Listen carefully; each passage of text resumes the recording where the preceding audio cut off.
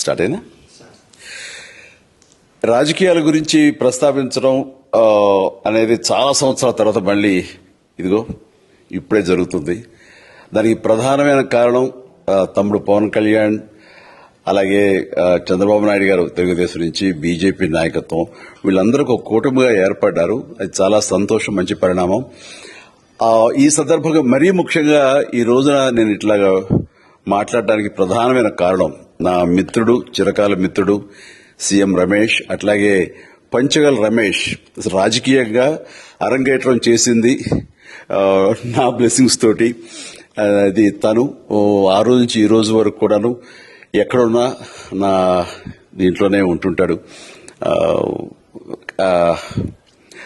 అలాంటి Panchagal Ramesh and CM Ramesh గారు వీరు నాకు కావలసిన వాళ్ళు ఇద్దరు కూడాను అనకాపల్లి కాన్స్టిట్యున్సీలో ఎంపీ క్యాండిడేట్ గా, అలాగే పెందుర్తి ఎమ్మెల్యే క్యాండిడేట్ గా వీరు నిలబడటం అన్నది నాకు చాలా సంతోషంగా ఉంది. ఎందుకంటే ఇద్దరు చాలా మంచి వాళ్లే కాకుండా సమర్థవంతులు. ఇలాంటి వాళ్ళు అలాంటి కాన్స్టిట్యున్సీకి, దాని అభివృద్ధికి ఎంతగానో దోహదపడతారు అన్న నమ్మకం నాకు చాలా ప్రగాఢంగా ఉంది. ముఖ్యంగా సీఎం రమేష్ గారికి కేంద్రంతో ఉన్నటువంటి సంబంధాలు, అనుబంధం ఇది మరీ మరీ ప్రత్యేకం. నాకు అది ఎప్పటి నుంచో తెలుసు. వారి గురించి నేను వింటూనే ఉన్నాను, చూస్తూనే ఉన్నాను. అండ్ ముఖ్యంగా ఆ కాన్స్టిట్యున్సీ, అనకాపల్లి కాన్స్టిట్యున్సీ అభివృద్ధికి ఈయన పరిచయాలు, కేంద్రంతో ఈయనకున్న సత్సంబంధాలు ఎంతో ఉపయోగపడతాయి. తద్వారా రమేష్ అలాగే మిగతా ఎమ్మెల్యేలు అందరూ కూడా ఎవరైతే అభివృద్ధి చేయాలి ఆయా ఎమ్మెల్యే నియోజకవర్గాలు అనుకున్నారో అవన్నీ కూడా సజావుగా సాగిపోతాయంటానికి దాని వెనకాల సీఎం గారి కృషి డెఫినెట్ గా ఉంటుందంటే ఎలాంటి సందేహం లేదు.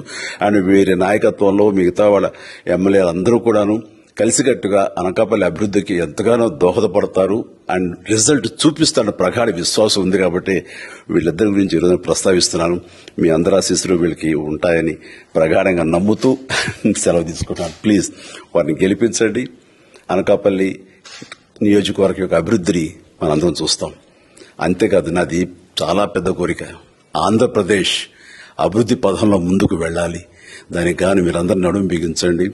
మీరందరూ కూడాను ఇలాంటి వారికి ఓటు వేసి మీరు గెలిపించి అన్ని రకాలుగాను మీ యొక్క ఆశీస్సులు వీళ్ళకు ఉన్నాయి అన్న భావాన్ని మా అందరికీ, ఆ నమ్మకాన్ని మాకు కలిగించండి.